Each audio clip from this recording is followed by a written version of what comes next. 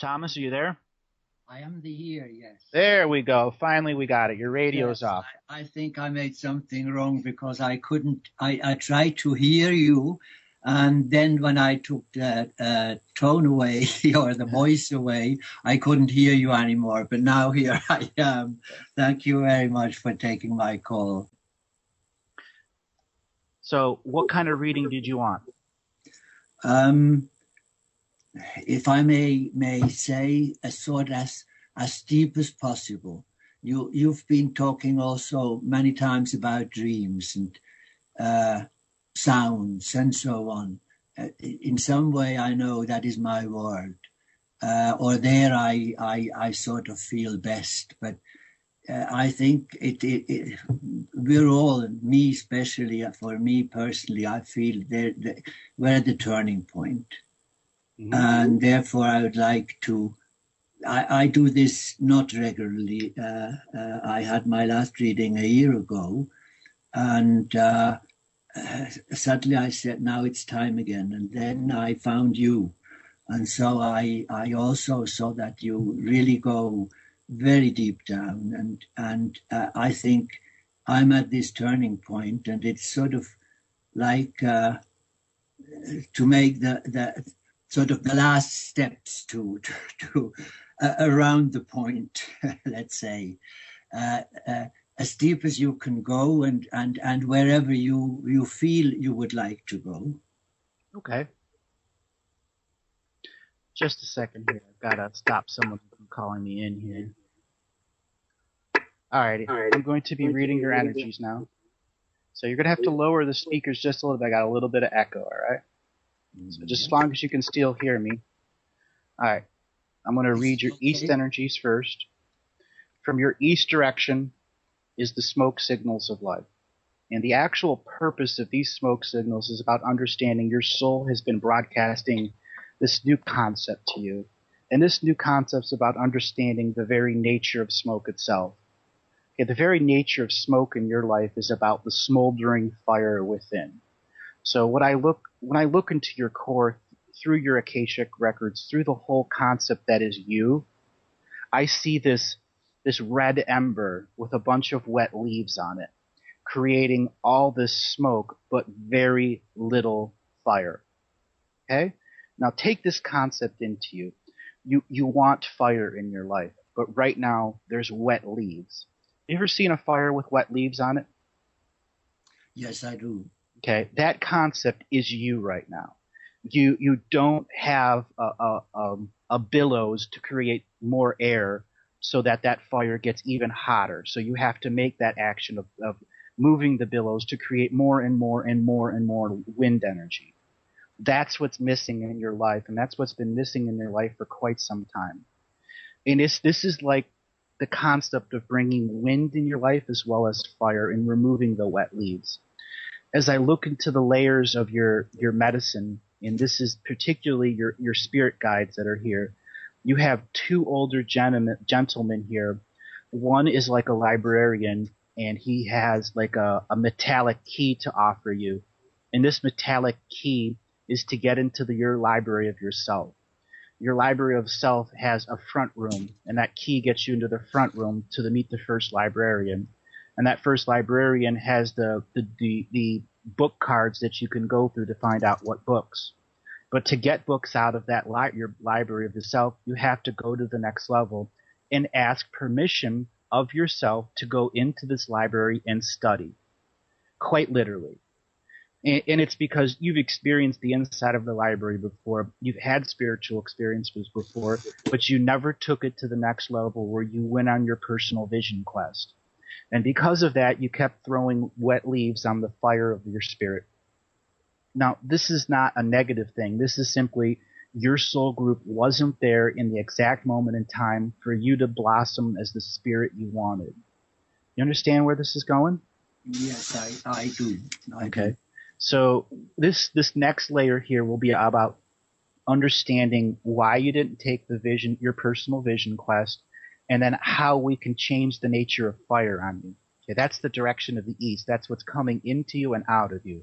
This is what you are broadcasting as an omnidirectional field of energy. You're saying, I don't have the fire, but I have the fuel. I need something to help this fire and fuel mix so that I may once again return to my library of the self with all of my power and claim the wisdom inside there so that I may have my personal vision quest. Now, responding to yourself is not exactly easy at times because sometimes we get cryptic and make ourselves unaware of the little cryptic things we tell us that lead us away from self-change. Now, self-change is one of those things that it can get tricky at times. Sometimes it's easy to respond to anger or jealousy or hatred or the good things in life where there's a bunch of good things going and you don't want to get off that good train of stuff that's happening. And what ultimately comes on is, well, you're having good, but you're still passing the vision quest up. The vision quest is something that's physical and spiritual at the same time, real and not real at the same time. And the real things happen in your life, visiting friends and family, that's all good stuff, going out to the bar, having a beer with a friend, or going and talking to different people, those are all good, but that's still not following your spirit vision. So it's a time where you're going to have to call out to yourself and say, I need to take a few days off from the friends, off from the family, off from those things that have led me away from my guide to finding my personal understanding of why I'm here and what I'm planning to do. And this is where you're going to have to ask yourself, am I ready to accept all of my talents? Am I ready to accept some of my talents? Am I ready to accept a change in paradigm? Am I ready to expect a little change in something? And that'll be your personal rites of passage test where you ask yourself and tell yourself, yes, it's ready, or yes, I'm not ready, or no, I'm not ready. As you go into the next level, you will find several layers of truth that you've been confronted before. One of these truths is when you were young, I'm going to say 8 or 9 years old, there was a time people were highly spiritual around you. Were there like seance groups or something you were really interested in? Well, yeah, I think it started all with music. Okay. Why don't you tell me something about that? There were old records we still had, my mother still had from her youth, and there was especially one or two or three records. But I think that the first one for me was Mozart, the D minor concerto, and it was it was something I had to listen to and listen to and listen to. And some others were Bach, the violin concertos, and the new world of Dvorak. So that's where I sort of went to, I think, or I remember, to dream. Okay. So these concerts have been beginning to really affect you, is what you're saying. Very much so, very much so, because this Mozart has sort of followed me my whole life until the moment, because I have to tell you that figures are something very important for me through the Old Hebrew Testament. And so there are important figures, and one of these very important figures is 233. It represents the tree of life. And I don't know how, but Mozart, this concerto is the number 466. And in some way, for me, diving into this concerto is like diving in the direction of the tree of life. That's correct. And this music helps you reconnect to the tree of life while you're hearing it live and while you're hearing it at home. Yeah, it is sound which sort of stays with me. Okay, so that is. I can call it without even putting the recording or something. I can hear it. Okay, well, that is a truth in your life, and that's something you've accepted before, but you can take it to a new layer of truth, that this music completes something within you. It's been traveling in your life. This truth is now going to be your protective shield of energy.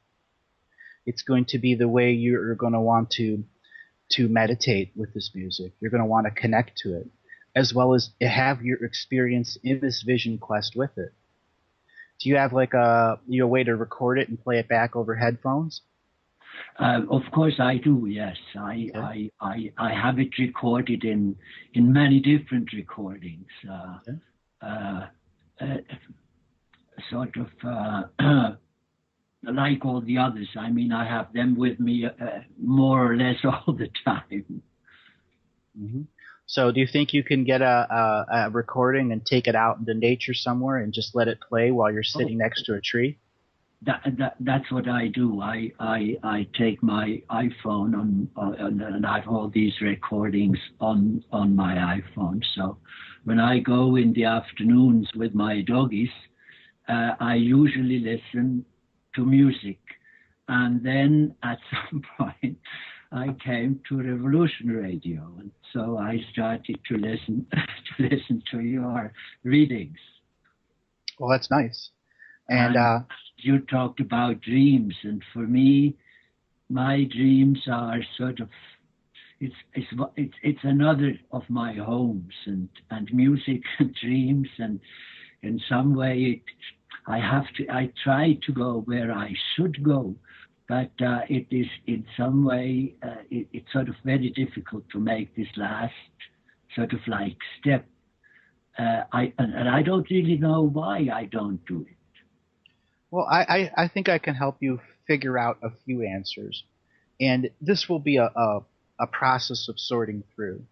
As I said in the beginning, you have this access to the library of self, but your self has given you a layer of keys. And right now you only have one key, and that's to the front librarian who tells you where the sections are. Each section is separated, so you have to have a different key to get into them. And that's about exploring your present life and the life you've led here, as well as your past life. You know, as I'm going deeper into your past life, one of the major past lives that comes up with significant contracts is in Atahualpa area of Cusco in South America. And when I look into this time, you were what's called a runner. You would run from one city to another on these Incan paved roads. And specifically what you would do as you were running, you would take this special brew of stuff that would give you thousands of calories and sugar and everything you needed to run like 200 miles in a day and a half, quite literally.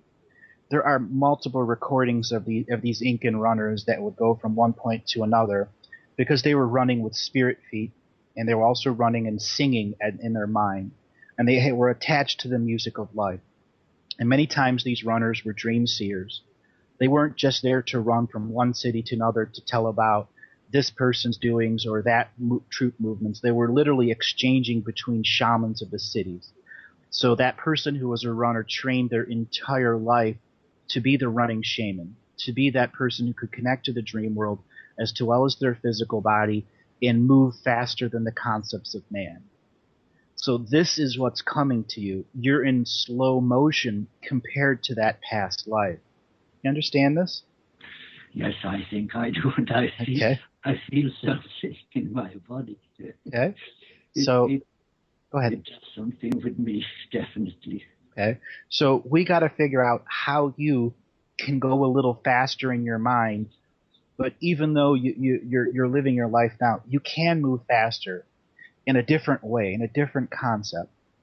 The first concept here is the giveaway. Now, there are parts of your life that are anchoring you down. It's like when a boat's in a harbor and it throws out 2 anchors instead of 1 because the waves break a little heavier in the harbor, as well as they don't want the ship going around in circles, so it's anchored horizontally and vertically. And that's what you need. You need something that is separate of a single anchor. You need to throw another anchor in the water, and that's going to be your spirit anchor. That is going to be based off of the prayers you want to express to yourself about moving faster. So it's going to call for a time where you say, Thomas of the past, present, and the future, please listen to my prayers so I may understand the position in my life, so I may have direction to run at my full pace. And then you'll need to create more of that. And you're going to want to say these prayers before you go to bed and right after you wake up, because it's in your dream time you are experiencing this very high-speed energy, very high-speed visions. And your physical mind and body are having a tough time interpreting them because they go by at very much a fast-forward pace.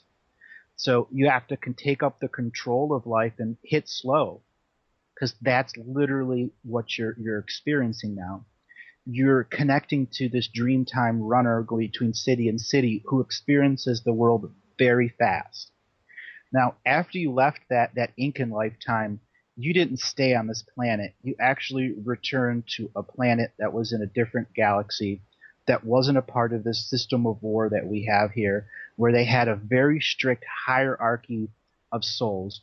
To get into this planet, you have to start at the bottom and complete the process of motherhood, fatherhood, and then being a brother and sister, and then being a member of the working society that creates the space for the previous souls to come in, and then you reach it to the next level. It's so structured that very few souls enter it unless they want that structuring to take into another life. Beethoven and many of the symphony people that came in the 1300s to the 1700s came from specifically this planet that I'm telling you about. Its name is Drok-Nehaporkene. Now, it's a very difficult term to pronounce, but what it means is the land where musicians are born, quite literally. The whole purpose of this world is to lay out the structure so everyone can be a musician. You don't go by past your 3rd year of life without learning a music, like quite literally. Just as young children learn 2 languages, by the time they are 5 years old, they are playing 3 musical instruments, as adepts at it. By the time they're 10 years old, they know how to play everything in the orchestra. And by the time they reach 20 years old is when they make a decision of where they want to master music, or if they'd like to be a conductor. Because the type of orchestras that they build are psychic orchestras. So the conductor up front is using his psychic energy to communicate with each person the rhythm and timing, so there is perfect unity among all people. So consider this orchestra functioning like a mind of an ant-hive. They're in perfect unison. And this is what you're experiencing now when you hear this music and you're connecting to it. Quite literally, you're connecting to that soul group who made that music, so in the future versions that this recorded history would trigger people that came from that world to connect again to that hive of music Because in that hive of music is quite literally the vibration to connect to the sacred feminine of that other planet. You understand this? Yes, I think I do. So it's about expanding your mind and connecting to the sacred feminine of that other planet, and at the same time being anchored here. So do you have a place you can go swimming that's around you? Yes, there are different places I can go swimming. So a good option for you is to go swimming, and then when you're done, find some place you can get a little sunlight, and just look up to the sky and say, I want to experience the home world of the musicians over and over again. And then close your eyes and hear the music. And the music is going to be your map to return to this home planet. This home planet is camouflaged so other forces of darkness cannot find it. Only those that have connected to the hive mind of the music can find this planet, and this is the way it was set up specifically so other people cannot invade this world or come there without announcement or invitation. So know that this music is connecting you for a very distinct purpose. Now, the next distinct purpose here is to know that the runner, the Incan runner that was in you, was a runner in other lifetimes, in other concepts. I can go right back into the time where many of the tribes were invading Greece and Italy and beginning to get their revenge. And that was simply because they had taken up thousands of years of brutality from the Roman Empire or any of the other empires that were there before. And your soul was running, as a soul this time, you were running and telling one army's movement to another army's movement and one army's movement to another army's movement. But at the same time, you also were telling about the wounded and where the wounded were being retreated to. And you come to a point in this past life where you saw so many wounded, you stopped running for the armies. And then you just simply started walking away from the war, walking towards the other lands and back to the Silk Road and to the high into the Himalayas, until finally you couldn't walk no more. And there you are in the highest mountains of the highest part of the world, surrounded by an almost desolation of mountains. And that's where your spirit brothers found you and then took you into a home and taught you the process of chanting with the monks that lived in the high mountains. They had heard your call long ago, heard your pain of war, and brought you in and began to teach you the music of the monks of the Himalayas. Have you ever heard their chanting? Some of my best friends are living up there. We have made beautiful film about one of the rituals, and finally could give it out to the public with all the blessings of His Holiness the Dalai Lama. That's wonderful. So this is deeply connecting to you, isn't it? I can sense your tears. It's too beautiful what you're telling me, because it's all right. Take your time. Formulate your words. These are good tears, my friend. Good tears. We're healing right now. It is so beautiful, this life. And people are so ugly with each other. To see what is happening to your beautiful country. I've been there many times. It hurts.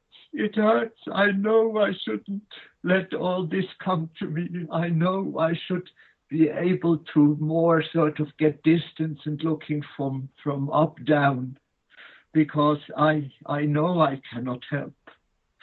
And if I do, I can do a little help. It may be through my trying to understand, not to understand this situation, but to let it be. And I sort of, I have sometimes a problem just to let it be the way it is. It's good the way it is. But it's sometimes very, very difficult. And then comes this dream right now, my white pigeon, which I see on my desk in my dream on my desk, and she is sitting on what? She is sitting on the book of Yona. And I take her in my hand. She's beautiful white, and I want to bring her to the garden. And she flies a little bit around and then comes back to me and sort of like says, I want to live here. And I don't know why it comes now, but I have all these animals which come and help me, and especially this white dove. It's Yona. It's unbelievable. And now you bring me now again also to these dreams. And my question is really how. What shall I say? How I don't know. What? Oh, or better said, what is? How do I best prepare for this turning point? Because I'm standing before it, like all of us, and I think my duty will be somewhere to be of as much help as I can. Okay. Well, I'm going to help you, and this is going to be your vision quest. So I want you to pick your top 5 favorite Beethoven or Mozart or whatever music, your top 5 pieces. And you're going to put them on a little playlist. And what you're going to do as you're walking your dogs, you need to begin to say prayers to the music. And what you're doing is you're going to enter the vibration of the music so your prayers and your heart are one.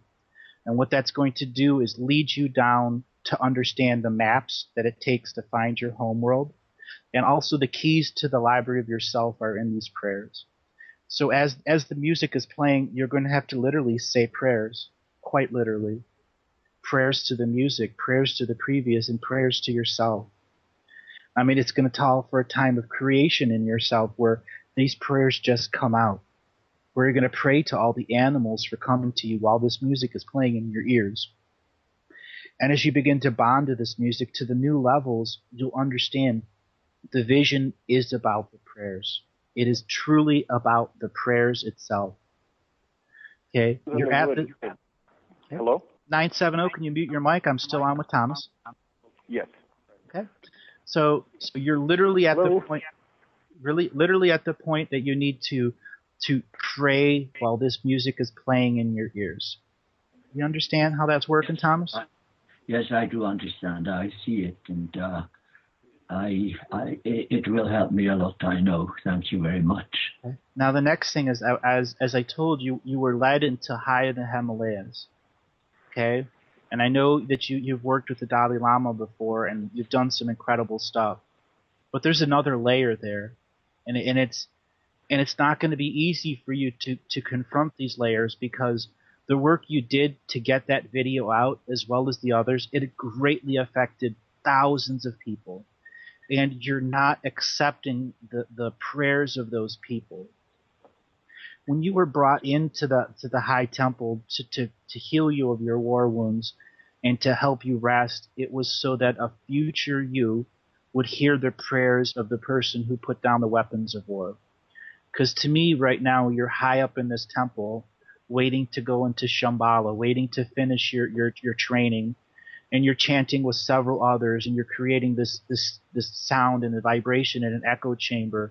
And at the same time, your heart, your soul of your heart, is literally broadcasting the music of your homeworld, which is making a harmonic frequency that is truly crossing the ages and trying to communicate to you through your heart. So it means that you have to slow life down even more and talk to your heart and hear your heart's music so you can connect to that person that's in that temple communicating across the stream of time to you, the you now. I mean, the tears of before was about me helping you push open that door and allow that vibration in. The tears that you experience now are this energy washing away. Stick your foot in the door so it doesn't close. So right. when this show is over, you put on your headphones, you play the music, and you start to pray. It doesn't matter what the words are. Just do it. Pray to your dogs, to your animals. Give thanks to them. Give thanks to your home.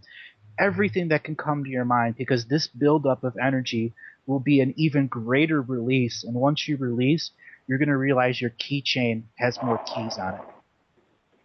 Okay? You don't have one key on your keychain. You have many keys. But your state of energy and state of perception, every time you pick it up, you only see one key, but you see the ring that's there. So it's like ghost keys that are on there, and you need to manifest them out of your soul so you have access to these next layers. And the access literally comes through the music and your prayers bound as one concept. It's wonderful what you tell me, because I can now almost like feel if this energy would come into me, and then yes, I can give it up to everybody I see without doing anything, without these people knowing what happens. That would be beautiful, to be able sort of to let this energy flow through me to others. Mm-hmm. Sort of just like this. I'm going to tell you, the more you start to pray with the music over your head, over your ears, you're going to connect. You got to hold on, sir. I'm still on with the other guy. You got to mute your mic. So you're still going to connect to these prayers, but as you do it more and more with conscious exploration of doing it, you're going to connect to the person that's in the temple with the other chanters, like quite literally. You're going to have this vision, but you have to build it to a crescendo. Just like every part of the music has movement, it goes to its highest point where all the orchestra comes together and everybody claps because it's perfect. That's what your soul is doing now. You're building, the orchestra of your soul is building to its crescendo, to its peak before the final movement. And your prayers need to interact with this music. So when you reach the peak, you expand beyond your physical body just enough so that you know your prayers are heard. And as the music begins to settle and it goes to the fade off, that is when your heart is going to sing back to you. And then the second part of the concert will be in your soul. And you will hear these things you are looking for. You will have the visions you're looking for, and you will understand a lot more of why this music is interacting with you in this way. This is beautiful. Andrew, thank you so much, because yes, it's this walk to this temple. Yes, this temple is somewhere, I know, and this door will open. I'm convinced of it. Oh, I'm convinced of it too. You have all the tools. It's just a matter of you taking the time in your life so the music blends with your prayers, and I mean in a literal form. Okay, that's wonderful. Okay. Do you have any questions? No, there is so much you've told me that this has given me more than questions I would have had. I will try to call you maybe another time if I may, because this was extremely helpful, because I think we're all here to help each other, and you've helped me in such a beautiful way, and I've heard before how you've helped so many others in a beautiful way. And I hope that this goes on. Oh, it will be going on. This train is getting going, and people are jumping on, and we're going to keep on moving on the Revolution Radio psychic reading train. It's wonderful, because if you mention now the train, and I had this dream, I'm sitting in this train like everybody, and it starts to really, there is something happening, and I was told that nothing is going to happen to me, but I know that this is also a responsibility to see that there are many others that also nothing happens to them. Yep. Thank you so much, Andrew, and to another time. I've taken so much of your time now. I enjoy the opportunity to read you, and just to know that those tears are healing tears, my friend. Healing tears. It was wonderful. Thank you very much. You're welcome, Thomas. Come again and help me. Thank you. Colin again.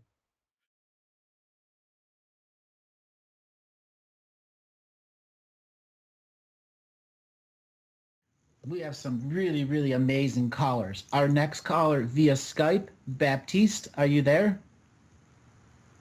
Going once. Going twice. Hello, yes, hello. I'm here. Your name and where you're calling from? Baptiste, and I'm living in Ibiza, Spain at the moment. Ibiza, Spain. Wow. Welcome to the show. What kind of questions you want to ask? Thank you so much to receive me. I'm very grateful for this opportunity to speak with you guys. And I would love to hear from you my galactic history. And also, I'm wondering, since I'm arrived on this beautiful island, I feel there is something I must do here. And somehow I always had the intuition that you can support my some guidance towards. Yeah, I'm already working with the goddess energy of this island, which is called Tanit, and it's very powerful. So yeah, Do you have a job on the island? I'm working on a project of. I wish that my job is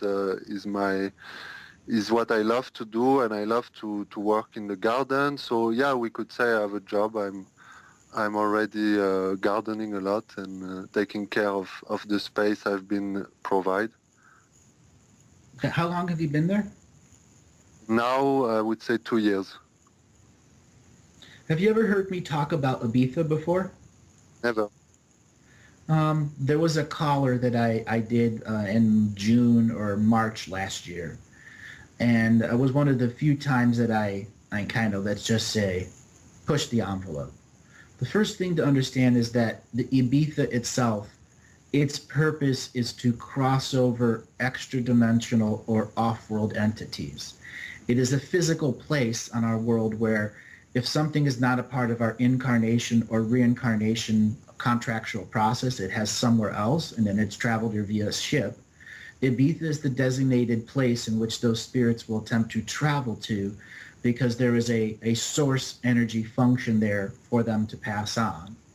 And all those people that are attracted to Ibiza are ultimately there to assist other souls who've been lost in our frequency of time and have no natural astral world to cross over to that would return them to their home frequency. So in a sense, you are there to be a galactic medium to help pass on the soul energies that have been trapped. Now, Ibiza is a beacon of energy. So if a soul passes on, an off-world soul or extra-dimensional soul passes on in Asia or Australia, it will follow the natural nexus lines that take it there. Or it will jump onto other beings and then eventually, over 100 years or 5 years or 10 years or whatever it is, make its way there. And then it'll be drawn to a high point in that place. And from there, it'll make its journey into an astral portal. And when you begin working on the processes of gardening there, that is your first connection into the land by giving it life so that it continue to attract those other beings who are looking to re-enter their life frequency. Does this make sense to you? Yeah, total sense, yeah. So have you had any UFO connections since you've been there? I've been having some interesting meetings with people that claim to have UFO contact, and I've been keeping myself quite in retreat of many different types of channelings and of information that are trying a bit also to take people away from their own power. And I'm bringing awareness on that subject actually by being myself. And I think, yeah, it totally makes sense to me that it's a kind of the image I have from the beginning is this bar in Star Wars where all the galactics are kind of meetings. And for me, this is what Ibiza is. So, yeah, we are doing some work with some shamans here on Esvedra, which is, I think, the power place that you're talking about. And we have been doing some special ceremonies, and we have been attacked also physically in the place that we try to take care of. And yeah, it's... So when it comes to your galactic history, you are Pleiadian, but that's not all that you are. That's just what you were here before the rest of your soul arrived. So your Pleiadian version of yourself was about 11.5 million years ago, so really early in the Pleiadian process. And you came here as a soul who was finishing their sixth dimensional expression of Pleiadian, coming into unity, dealing with the Galactic Federation, coming to other unions of other galaxies that had their own version of protective forces out there, as well as negative forces.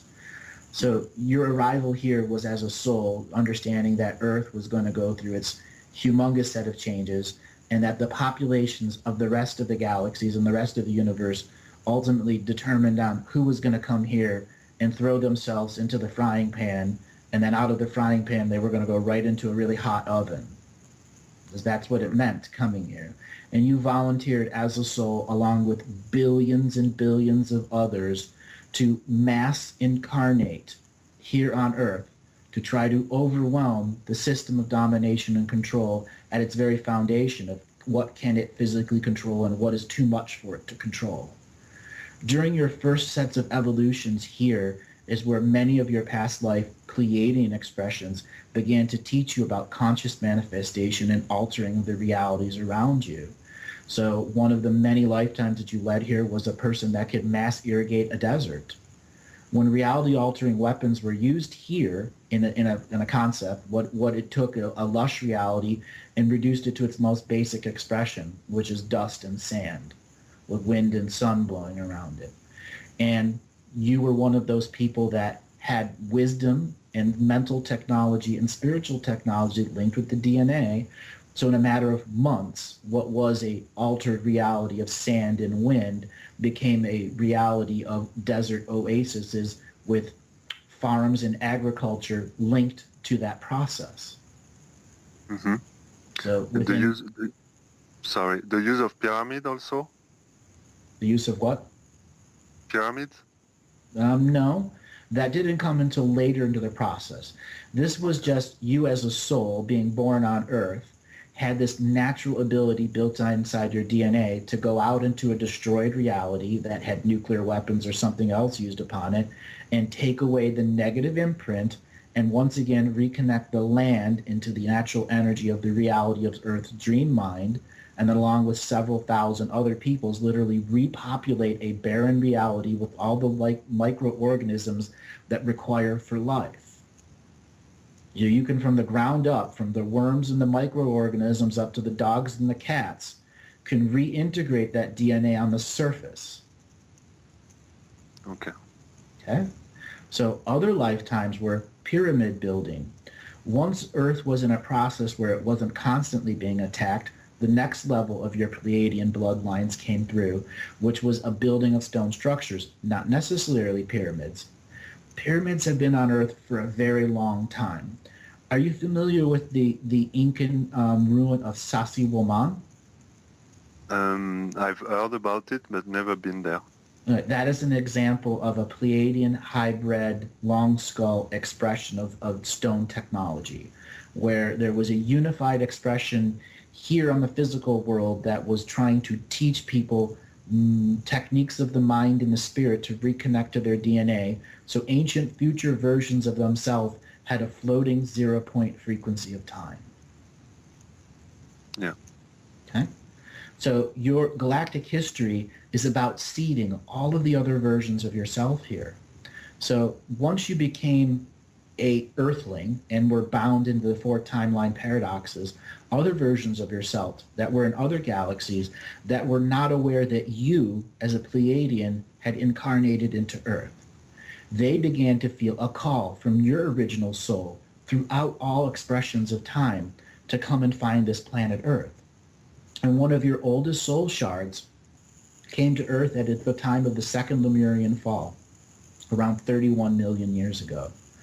And 31 million years ago is where you realized your original seeded DNA as a Pleiadian was already in the DNA mixture of the Lemurians. This created a grand puzzle for the oldest soul shard that was you. It just found something that was older than it, using the manipulations of time. You connected to some of your original founder species, which were called Plankton. And what the Plankton did is they built life, literally. They built the DNA skin suits that many other galaxies use. They are not the founders of this galaxy. They are not the founders of the human race. Something completely different, another expression. And when they became aware of it, they began mass incarnating into Saturn, into Mars, because they understood someone was trying to hijack the entire system of belief and time. And they could not allow that to happen to their own species. This is the lessons of you, integrating thousands of other soul shards in a non-competition format to bring all the knowledge and wisdom here. Because the mass incarnation process means the greatest teachers from the greatest galaxies and the greatest universes need to be I am present, grounded here in the now, so we can speak the words of truth. And that's why you're here, brother.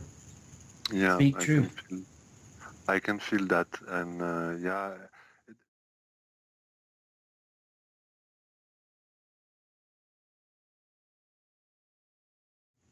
Have you ever heard me talk about Ibiza before?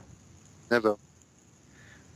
There was a caller that I did in June or March last year. And it was one of the few times that I kind of, let's just say, pushed the envelope.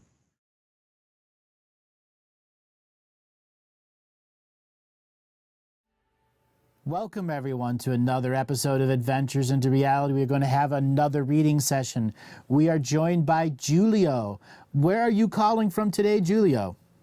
Hello, I'm calling from Ibiza, Spain. Ibiza, Spain.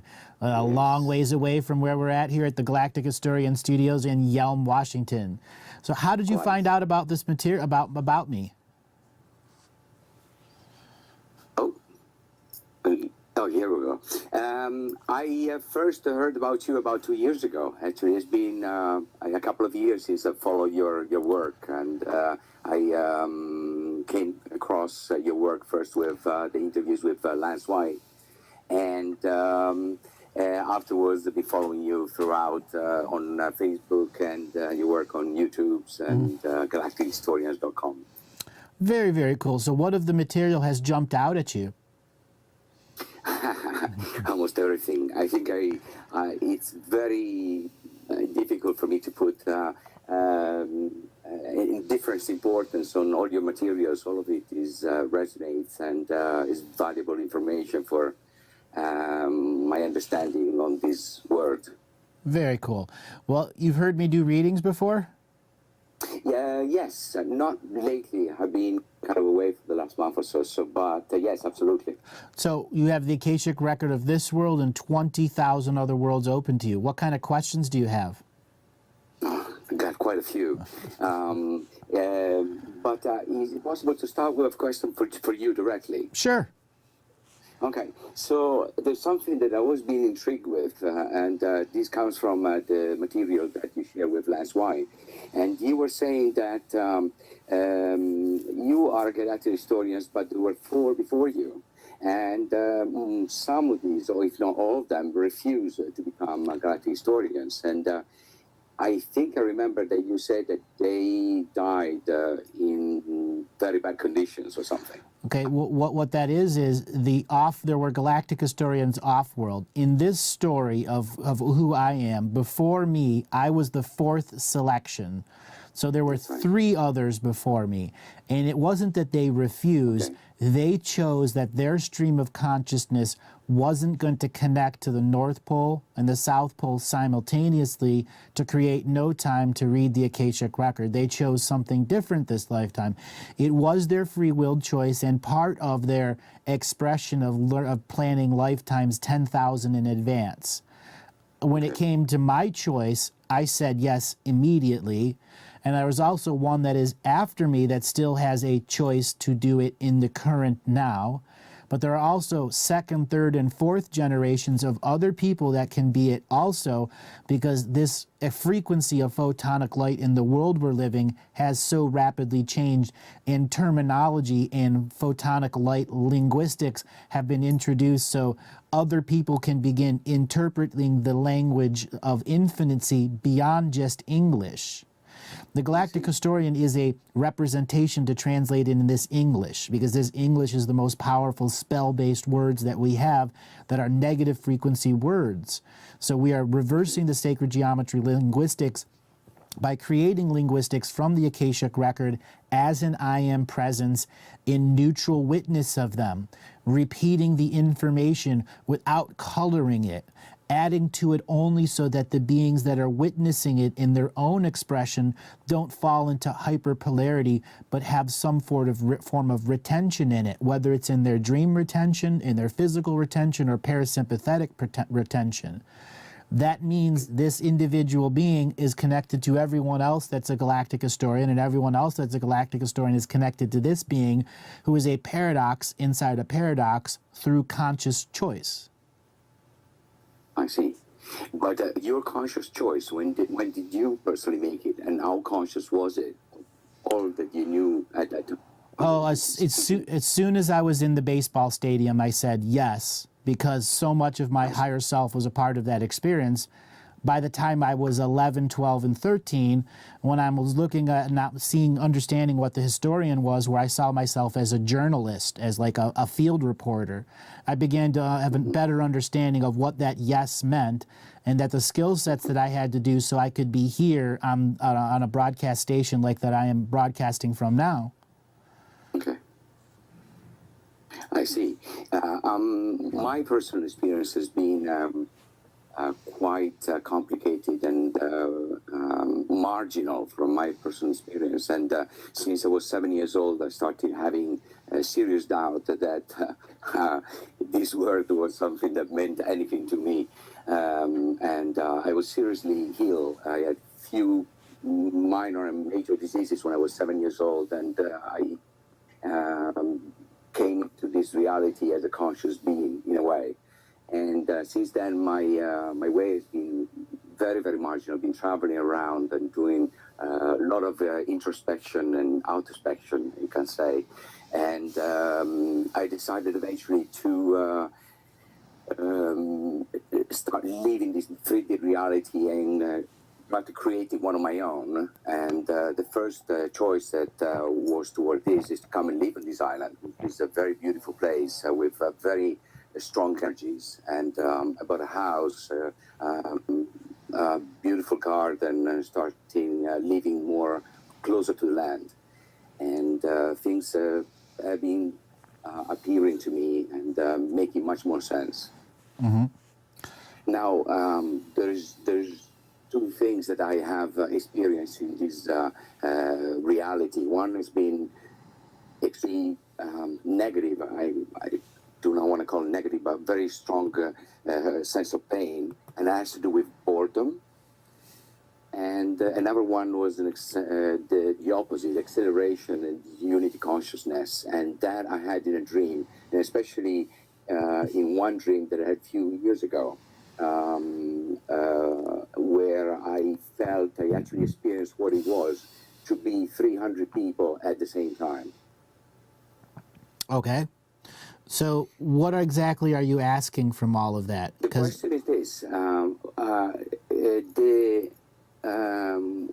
All these experiences, in the good and the bad, just show to me the vast possibilities of this dimension, of this reality. But I always come back to what is the original intention behind my decision to live in this reality.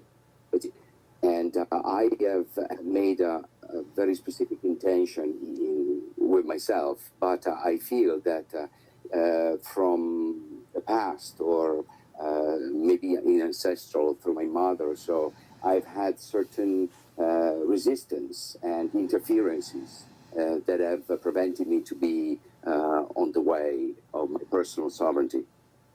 Okay, I understand what you're asking. The reason you are living in Ibiza right now is because you have done ceremonies on that island tens of thousands of times over the last 3,000 years. That island has been a place of specialized ceremonies where when beings of other realities pass on here, they're taken to Ibiza and then they are given special funerary rites there, and their consciousness doesn't become a ghost on this planet and go into the reincarnation grid. It is directly uploaded to the Earth mind, and then that Earth mind transits it back to its planet of birth, so it can have its life review from that planet as well as a life review from here of what it did on Earth, and have a complete copy of the Akashic record.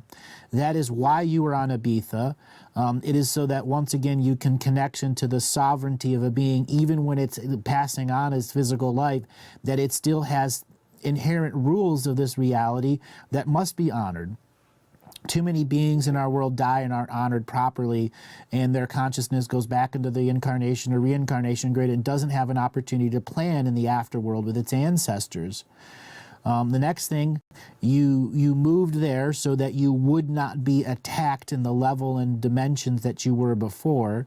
You do have an intense amount of family crest energy coming from your mother and from your father's side, but mostly that family crest energy is about brewing alcohol that was low quality, that went to feed thousands and thousands that were living on boats that couldn't drink fresh water or couldn't drink salt water.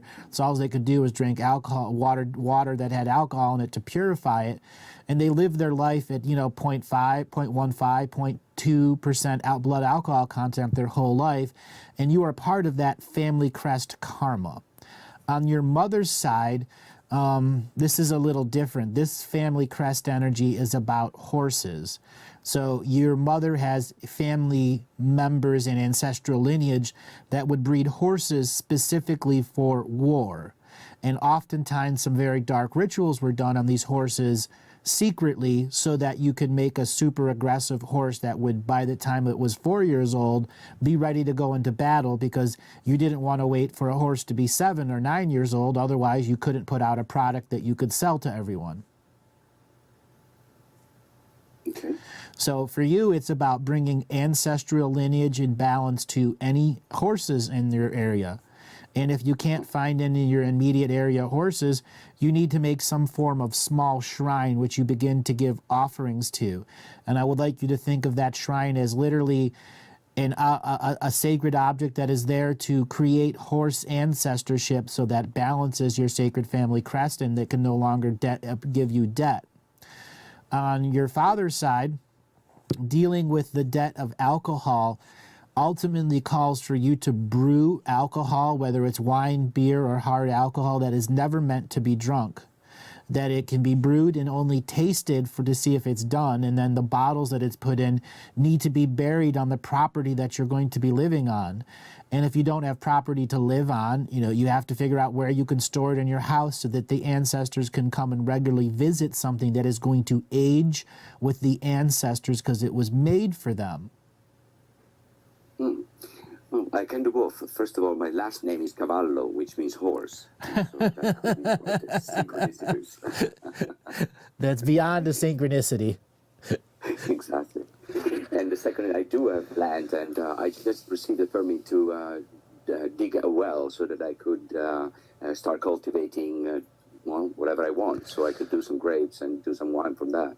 I would even just go get grapes and stamp them yourself and put them in put them in barrels or put them in bottles, whatever, and start burying them within days of them being created, so that they act as batteries of ancestral energy, because you'll know where they're at, and you can go and hover around that area and begin to give more energy to that ancestral energy that's in that bottle. I mean, what do we know about wine? It gets better with age.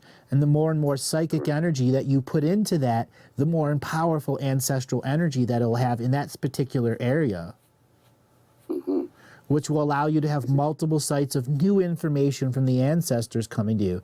You may be able to bury several bottles of wine around a tree area and make a temporary sacred of ancestral grove, so that if you have enough bottles there, when you go to sleep, you'll dream next to that tree and an ancestor will come out of that tree and you'll have a visitation and a whole new set of residual images and memories that will be there when you wake up. That's very powerful. My family has been in the wine industry in Torino. That's where I come from the region of Torino, which is a wine-making region. And actually, the cousin of my father was the first world champion of sommelier of wine tasters. So I guess I do have a connection with wine too. Yes, you do. As I said, family crest, family crest, family crest.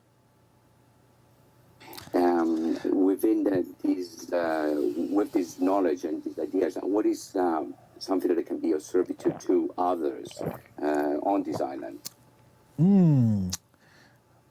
Well, knowing that your ancestral energies is dealing with alcohol, I think discovering a way that you can brew an alcohol that you can begin to use in sacred foot baths, or actually stuff that they could add to bathtubs, would be one thing that you could do specifically for your island, because you are assisting in people's energy, cleanliness, and spiritual hygiene. Alternatively, wherever you have a port where a more than 5 or 6 sailboats or ships come in and out, that you make a journey there so that you have a body knowingness of what the place looks like. So once you have a body knowingness of what that area, what that ocean looks like, you can go back there in dream time and create portals there so that you can assist those energies of the tidal patterns. Because oftentimes they have severe issues around ports.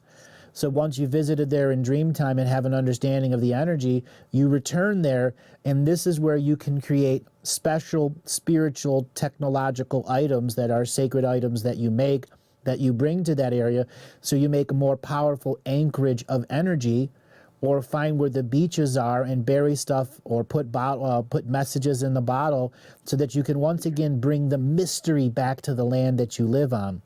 That's your great gift of Ibiza. Okay. Bring the mystery back to the land. And those messages in the bottle, be poetic about them.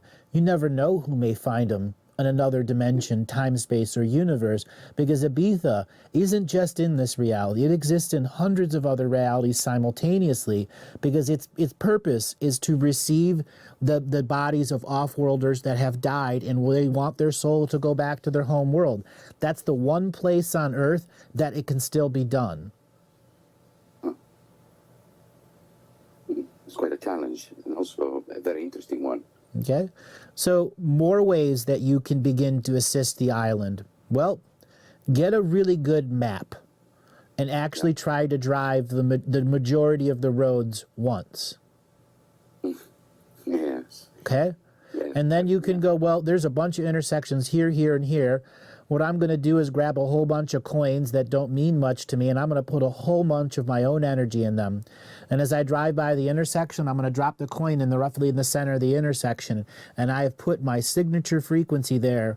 And inside that signature frequency, it's saying, I am no longer accepting ancestral debt or karma. I am here to be of service to this island. And you're making clear, concise, intensive points that at every intersection you're giving that spirit coin to, that you are not there as karmic interaction. You're there to be of service to the island, to assist the death people passing over, to be a medium, to be a form of unity consciousness that can connect to the off-world beings who want to incarnate here. I see. That connects, if you wish, to this dream that I had a few years ago. It's probably one of the 2 most important dreams that I had.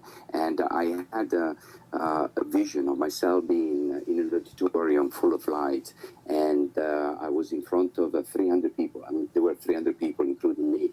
And was on a podium speaking to them. I actually realized that my mouth was not opening. And I thought with my mind that it was telepathy, but in the dream that ended, and I really had a distinct feeling of what it is to be these 300 people at the same time, so that there was no communication back and forth, but I maybe it is a Akashic record or whatever, I kind of felt their energy in me, but still being a separate individual being. That's because they were all individual versions of yourself that had reached the level of conscious awareness that there are other versions of themselves who have declared sovereignty. And those 300 represents the prime 300 soul shards that you got broken up to, so there would never be a master soul shard in sovereignty. And part of your traveling was to find other soul shards that are incarnate or stuck in sacred geometry buildings and then reincorporate them in your body so that one of these 300 soul shards can make an attempt to become a master soul shard. And when you were on stage talking to those 300 in telepathic communication, you were all sharing soul codes, trying to determine if you, the I Am Presence being, is physically capable and has the resources this lifetime to become the center focus of the I Am Presence in hierarchical order, so that all of the other presences would secede to you and say, yes, you are the best possible chance of reuniting our soul frequency into unity consciousness. And that's what that dream was about. That's why it was so impactful, because it represents the type of force that you had to change who you were into who you were going to be. This is why you're in Ibiza. This is why you're on property. It's so that you can bring all of your uninvested soul shards back into your body. So you can once again be a 200-strand DNA being. And I do have the capacity to do that. In the dream, I felt that... Oh, yeah. And you can do it this lifetime, too. It's a matter of developing the katas and disciplines of your own expression that connect you to the tidal forces of the island, the ancestral forces of the island, as well as an understanding that the off-world species regularly come and visit there.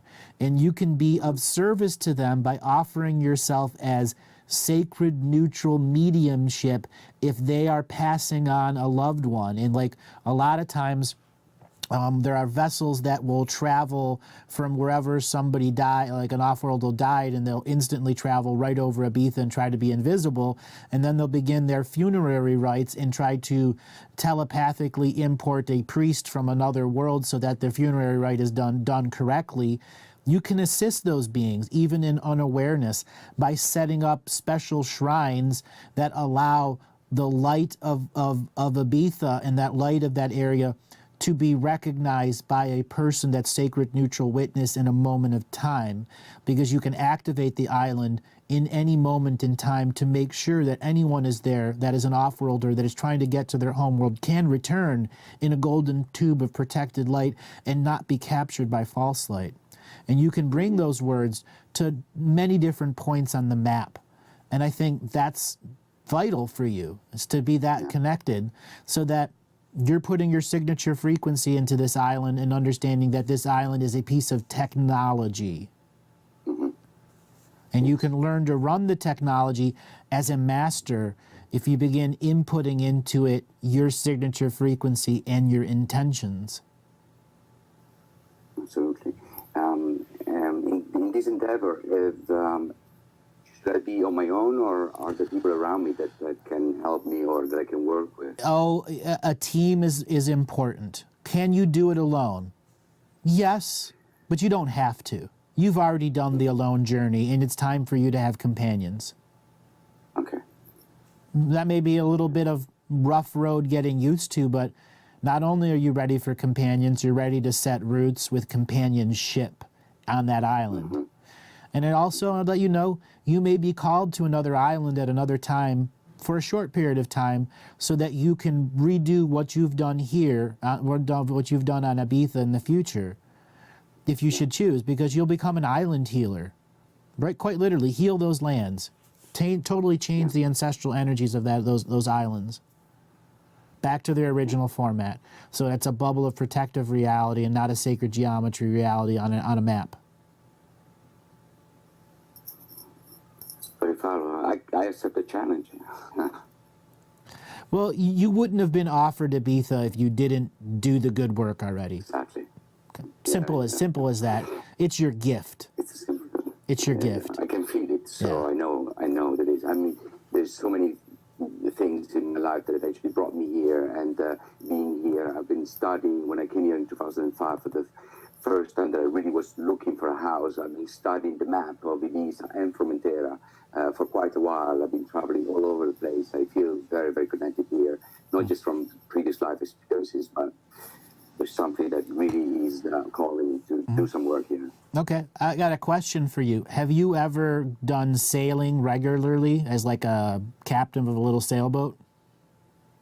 No, but being on an island, I get to be on a boat all the time. It's really important that you take the wheel as many times as you can when you're on water. And after a few weeks of getting wheel time, I want you to honestly think about building your own little boat or rowboat that you can use in your local water. And I want you to put a little plaque on it saying, "It's mine," and give it a name. And it's the captain, you are the captain of that, and it doesn't matter how dinky it looks, you have made it. As being on an island, you need to be a captain also.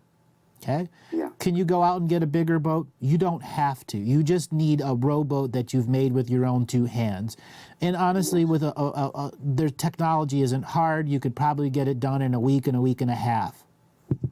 And you could have people help you to build the boat, but you got to make sure you pound the nails and do some of the stuff to it to put your frequency in it. And even if you only take it out once a year and do whatever, that's cool. But once you've made it, you are going to open up something whole new to you. And that's these navigation memories, where you were captains of ships many, many times in a row. And you're going to have natural images of recognition of star patterns coming as your memories of star watchings of ancient days on countless numbers of boats. And this is going to help you tune to the sky and be able to see much more off-world interaction, where these vessels of light and physical energy, you'll be able to see them interacting with this reality. You could almost do play-by-play of what they're doing and literally show people where these vessels are going to show up as they come out of one camouflage reality into another. It sounds like fun. Oh, it's going to be a lot of fun for you. A lot of fun. Okay, any last questions? Let me just try one more. I have about a year and a half a relationship with an amazing girl called Simone, who's from New Zealand, and we have been working very, very hard with each other and through one another to evolve and know more about ourselves and more about the relationship between man and female. And I think we're doing a lot of very, very good work, and going forward, we want to explore more and do more to try to resolve this separation that there is between man and woman, especially when it comes down not just emotional, but also physically and sexually. What would you suggest that what direction we should go? Well, you're talking about being a presenter that has a finished set of information that you can go out and teach. Right now, the two of you don't have finished information that you can go out and teach. Do you understand that metaphor? I do. So to finish that would mean to finish the last bit of male and female understandings that you have between you and your past lives that you have with her. Your interactions with her begin in about 1300, 1303, right around that area. And both of you were a part of, let me describe this right. They're a mystery school that exists in Algeria, but they're not Muslim, they're not Christian, and they're not African. They are, no, they're Europeans that discovered ancient texts that decided to never really be a part of a real society, but to act in secrecy amongst them. So they had the secret society, but they didn't have agents all over the world. Their secret society was so strong that they could have hundreds of other secret societies around them, and they were just the goat herders that met in the middle of the night, and no one cared about them because their technology of observance was that good. So you come from that expression, like there might have been some Atlanteans that really knew the last set of destructions were going to be really bad, and they probably build underground fortifications that were meant to cave in and be hidden after a while so that people in suspension would come to the surface in a slow period of time and be integrated into the surface culture, so there would always be an anchorage of the lessons there. I see. So you both were entangled with that. You both gone out and saw the world. You both did individual adventures that ultimately led you to Cuba. In Cuba is where you went through the worst of the worst cursing, because that's where ancestral Native Americans and Europeans began the mass cursing wars. And it's just nasty. So it took you a long time for both of you to recover from that. That leads you all the way up to World War II, where you're both caught in reincarnation, where you might have been her daughter and she might have been your son, or you both might have been dogs in a family that was abusive, so on and so forth. Generally, you lived in the same state, not necessarily same city, for those few hundred years. By the time you were both in World War I, you were both on the British side. You were both about 17 years old. In your very first war experience, you both topped the battle, the lines, and were shot and killed, and both went into a life review right there in the hell of World War I, and both decided that we are not going to come in ancestral karma in this way, any form, and we are going to stay out until our next birth, in which we can entangle somehow, where we could be spiritual beings who can manifest a result of masculine and feminine in teachings and become presenters, so we no longer have to kill each other as the first option. Okay. So think of yourself as presenters that have 90% of it written down. Okay? 90%. 90% is already done. You just need those special details, the clothing you're going to wear, and how you're going to present it. Whether it's on a podium and a TV, whether it's on radio, or whether it's a book. And the two of you could do amazing work together when you get out of your own way and see yourself as presenters who practice spiritual hygiene, who are connected to the land, that have all of these other hobbies that include presenting the truth of the masculine and feminine, and how we can alter our frequencies to once again to be both masculine and feminine simultaneous and not individuated. Absolutely.